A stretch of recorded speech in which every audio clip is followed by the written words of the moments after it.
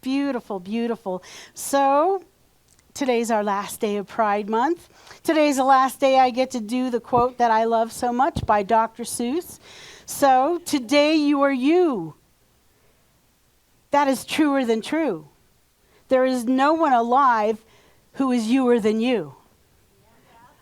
So, come out wherever you are. That's been our theme for the month. And I think that maybe some of you think that I'm going to do my coming out story, but I'm not. Well, I am, just a different coming out story. Before I go there, I want to talk about our book of the month, Let Them. And what Mel Robbins says is, instead of wasting time worrying about them, start living your life in a way that makes you proud of yourself. Let me do what I want to do with my one wild and precious life. That's what I want to do. I want to make myself proud. So I know that, this month, Pride Month, is especially important because, well, especially in this day and age with what's going on. I had posted something on Facebook that if you are a person that has never had the Supreme Court vote whether or not you have rights,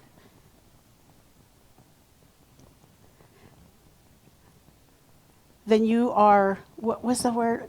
Privileged. Thank you, Della, and I knew you'd know it. Right? I'm not one of those people. I know there's other people in this room that are not one of those people. So, right now, in this time, pride is more important than ever. You see, pride started out a long time ago to be a rebellion about human rights. But it morphed over the years as things changed and became a celebration of you being you. And now we're going back the other direction. We have to stand up for our rights.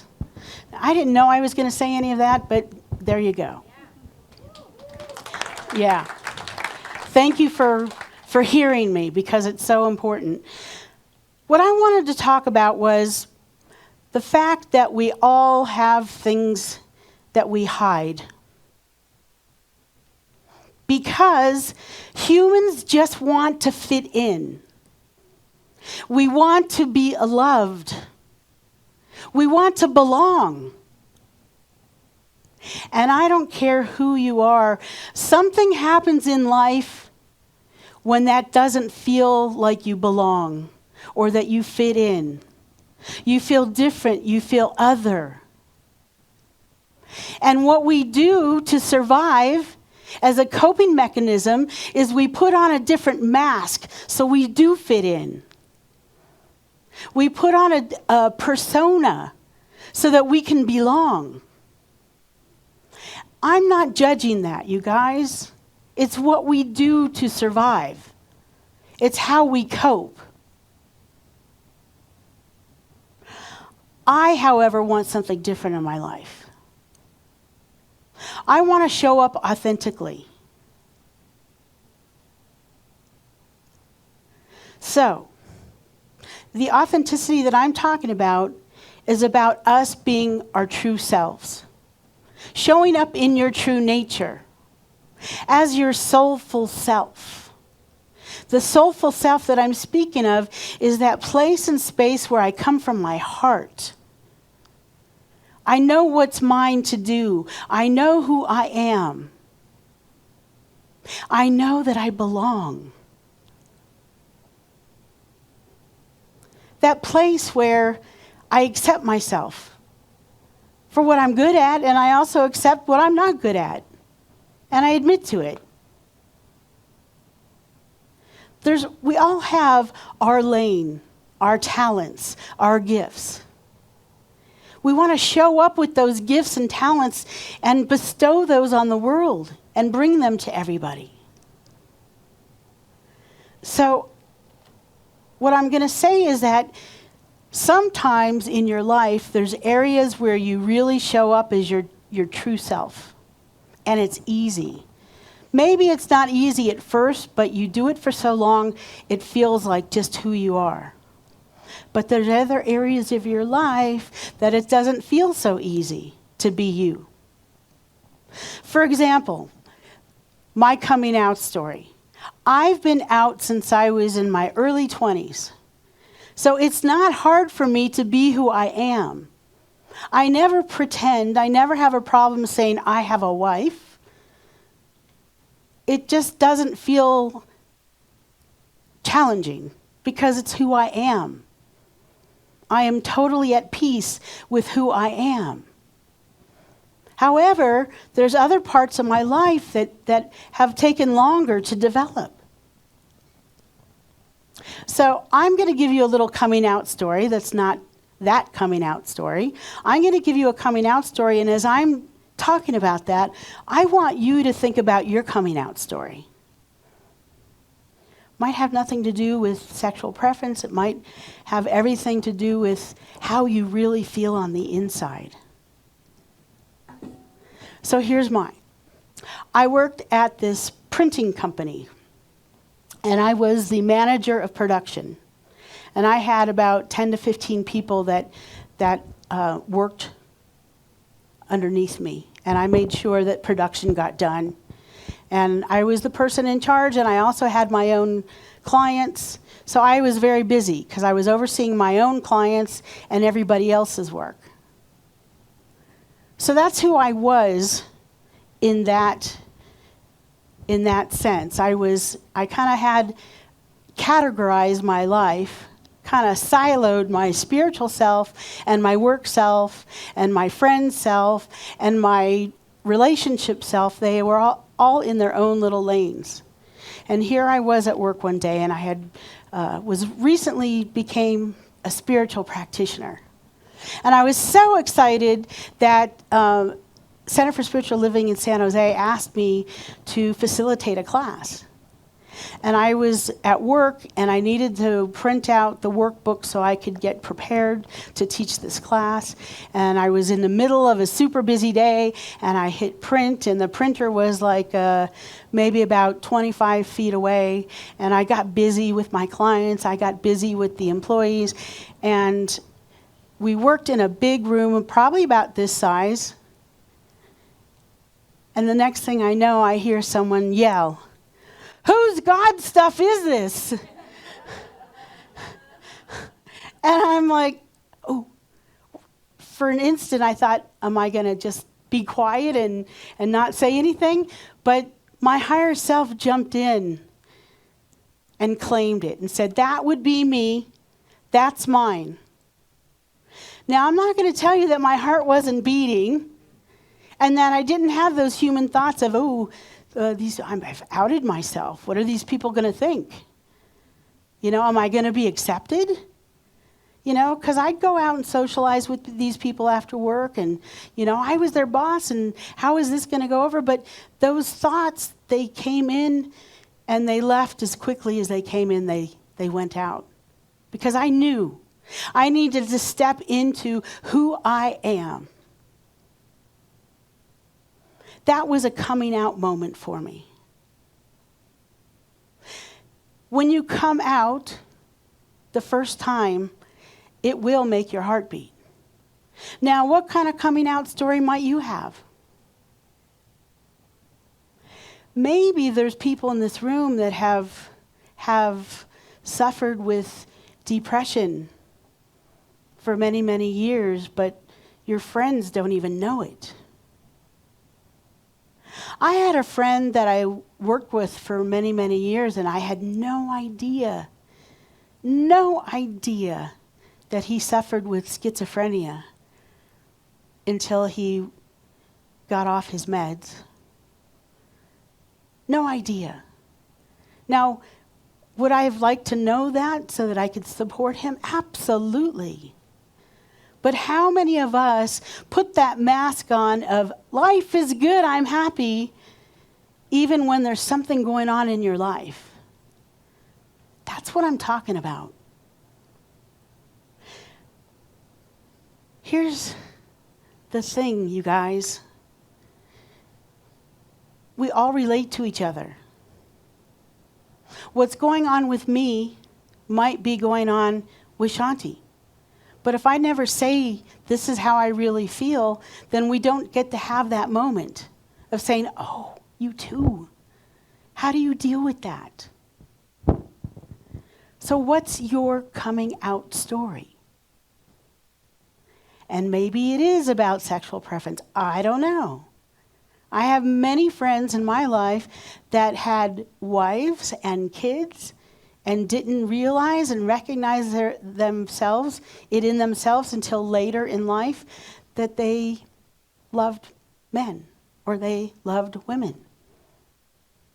And it took them until their 40s, 50s, 60s, 70s sometimes to step into who they're here to be. I'm grateful for my journey.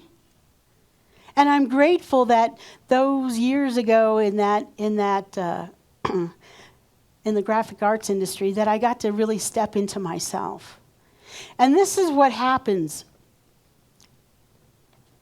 because I've experienced this. When I stop compartmentalizing my life, I see how interrelated and interconnected all my friends are. When I left, was it leaving LA to move, probably leaving Los Angeles to move to the Bay Area, I had this kind of going away party. And I invited friends from all different places, from work, from riding my bike, from doing different things. And they were all in one room, and I looked around and I thought, wow, there's so many people in here that have so much in common. I don't need to keep them away from each other. We're all connected. So what is your coming out story? Everybody has one. Maybe, even though we're in this community where we teach tools of transformation, we have some kind of negative belief about ourselves or life. But we don't tell people. How can I tell people that? I'm in this community. I know that other people have those thoughts and beliefs too, but we get to work with them. So the question is, what do we do when we're trying to fit in? Because again, that trying to fit in thing it's a mechanism for us to survive. But we have to come up with new ways of being and showing up so that our soulful self gets to run the show, instead of the self that's just trying to protect ourselves. I call the ego the protective personality. It's there for a reason. It has protected us. But there gets to be a point in our life where I'm here for something much bigger than just protecting myself. So here's some things that we can do. We can, and we do them here all the time, we can tune into our inner knowing. That's number one. How do you do that? You meditate. You pray. You ask for prayer. You come to communities like this so that you can stay anchored in that truth. See, when I notice that I'm feeling stressed and unsure of myself, I make sure I go back to my spiritual practices. The other thing I wanted to say is, some people might not even recognize that they're not showing up authentically, and I want to give you a few ways that you can tell. If I'm not showing up authentically, this is what happens for me. I feel awkward. I feel unsure of myself.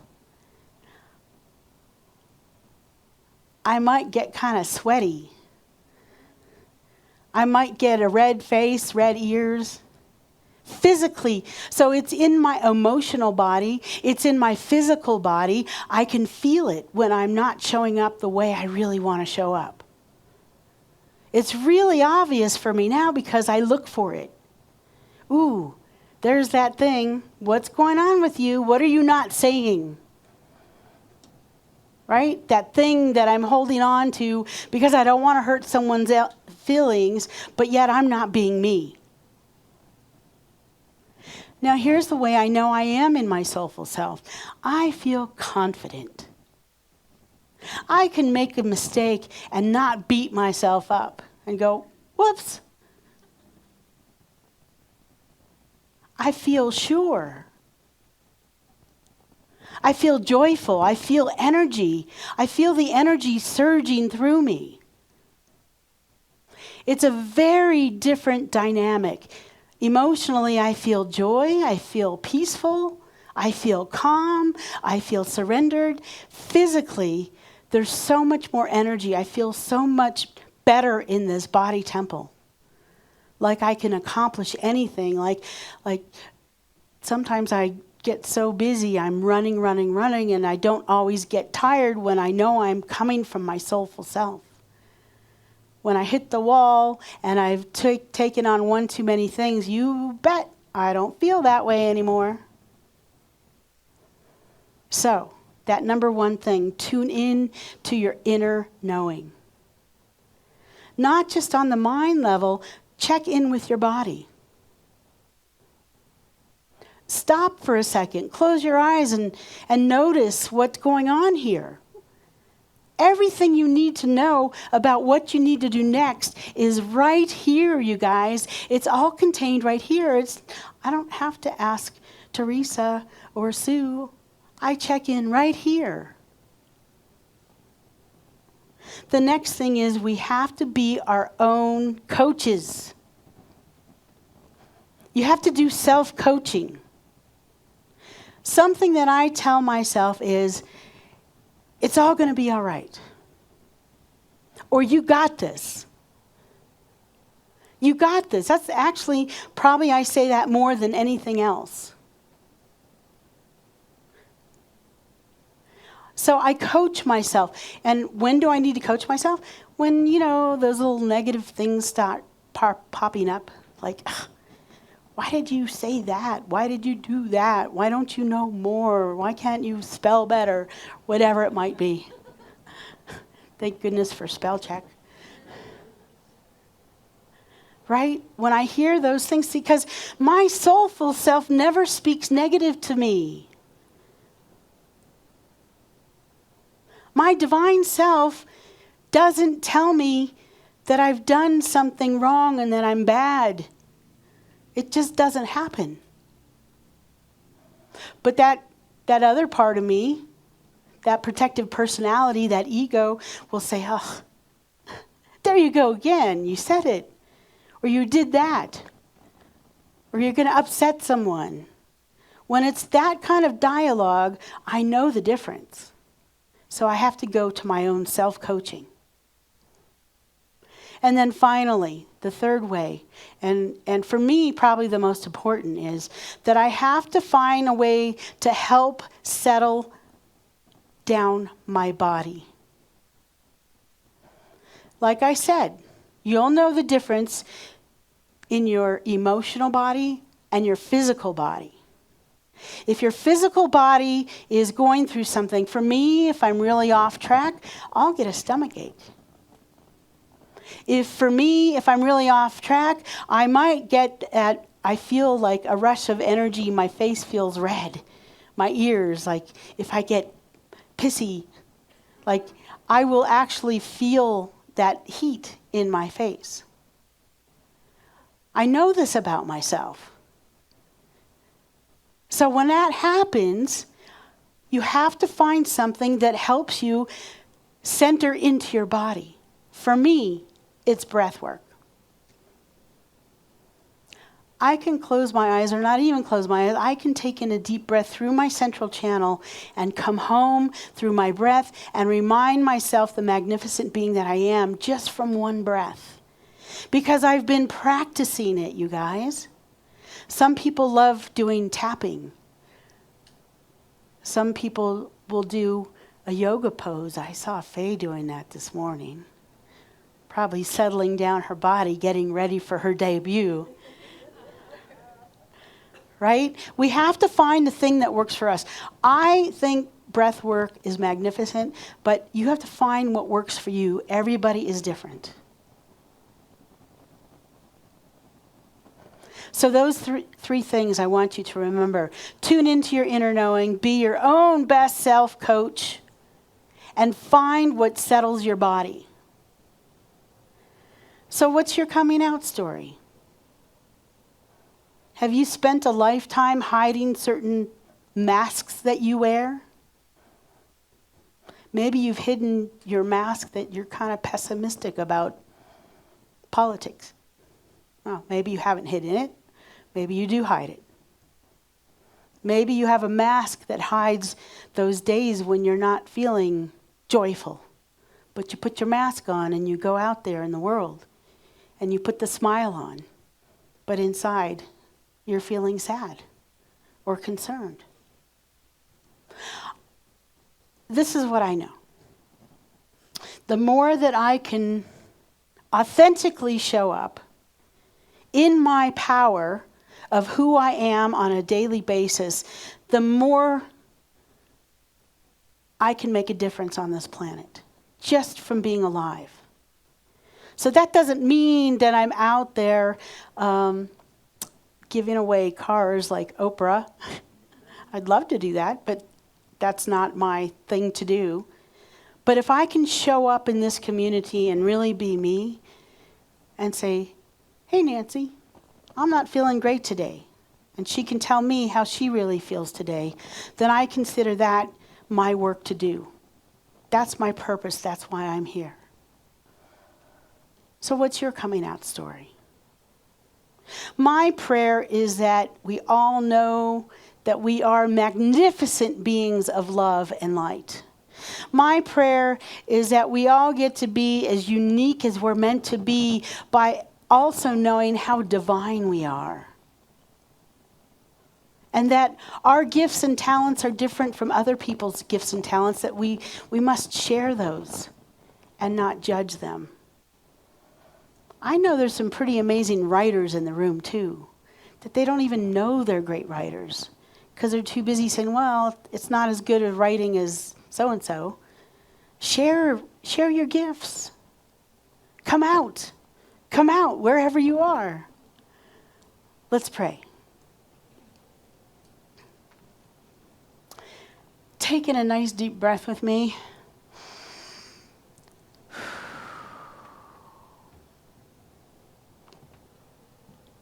And I'm just going to start with big gratitude for pride. I'm grateful that I know that my friends, my riding partners, my AIDS life cycle people are standing in line in San Francisco right now, ready to march in the parade. I am grateful. I am grateful for this organization that we call the Love Bubble. I am grateful for Harvey Milk and all those things that happened that created such a thing as pride, and that we all get to step into our own and learn from it. Learn from it. That we all have our own coming out stories. I am grateful. I'm grateful for that person at my work flapping around those papers saying, whose God stuff is this? I am grateful that happened so that I could step into who I am fully and completely without hiding the truth of who I am. I'm grateful to know I am a God-loving spiritual woman. I am grateful to know that there is only one power, one presence, one love. It doesn't matter what you call it, whether it's God, Spirit, Allah, Jehovah, Hashem, the way, that divine matrix.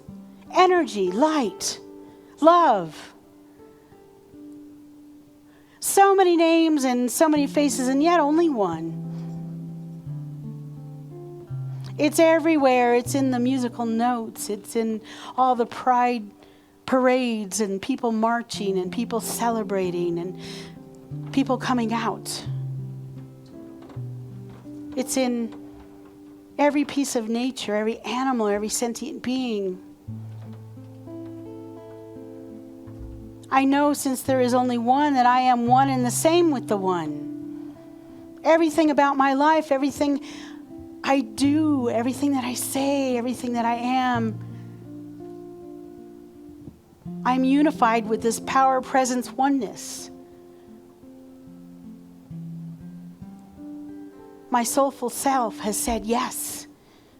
And I know the same truth for everyone in this room within their earshot, for all the people streaming online, for everyone here and everyone that is usually here but is at Pride and out in the sunshine, enjoying this beautiful summer day.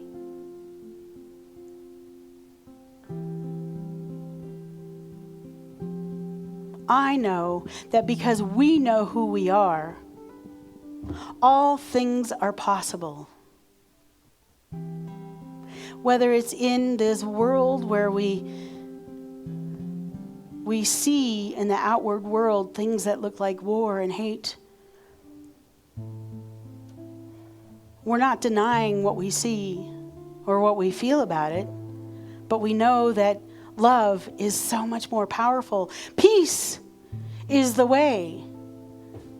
And because we know that, we show up as peace, as love, as compassion, as acceptance. So that as we show up, we ripple effect the world and allow the world to feel all of these things as well across the planet.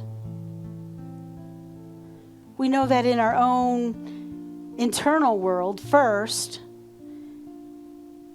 We know that within our family, in our communities, in our tribe, in our workplaces, in our home life, in our communities, in our state, even if it looks like it's other, we get to hold the truth that love is the way. We get to hold the truth that showing up as our authentic selves is the way. So I just leave a space for you to say your name silently or out loud, and then the people that you want prayer for in this moment. Cindy, Mom, Madeline, my whole community, Michael. Yes. Keep those names coming. No prayer request is too small and nothing is too big. Because I know that sometimes you get diagnoses that scare the heck out of you. And you're not sure what's coming next. The only thing we can be sure of is we're made out of God's stuff. Every cell, every atom, every thought. Because within this body temple, within this human life, we are divine. We are divinity. Everything going on in our life. So I claim and know it for our health, for our wealth, for our relationships, for our state, for our planet.